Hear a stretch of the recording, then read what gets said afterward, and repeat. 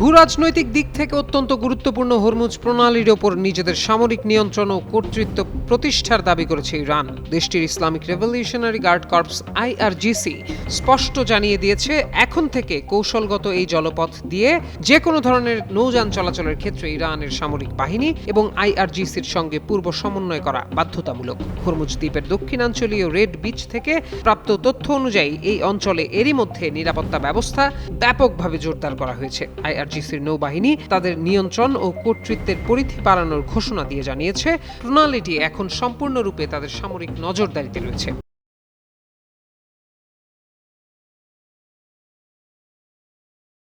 নতুন এই নিয়মের আওতায় শত্রু ভাবাপন্ন এবং প্রতিদ্বন্দ্বী দেশগুলোর কোনো সামরিক জাহাজ বা নৌযানকে এই প্রণালী দিয়ে একেবারেই চলাচল করতে দেয়া হবে না। তবে ইরান স্পষ্টভাবে জানিয়েছে, বন্ধু ভাবাপন্ন দেশগুলোর বাণিজ্যিক ও সাধারণ নৌযানগুলো আগের মতোই এই জলপথ ব্যবহার করতে পারবে। এদিকে গত 2-3 দিনে হরমুজ প্রণালী দিয়ে নৌযান চলাচলের সংখ্যায় কিছুটা বৃদ্ধি লক্ষ্য করা গিয়েছিল। বিশেষ করে চীনা কোম্পানিগুলোর প্রায় 30 থেকে 40টি জাহাজ এই পথ অতিক্রম করেছে বলে বিভিন্ন সূত্রে জানা যায়। তবে আইআরজিসির এই নতুন কঠোর অবস্থানের পর গত 24 ঘন্টায় এই প্রণালী দিয়ে অন্য কোনো জাহাজের যাতায়াতের খবর পাওয়া যায়নি।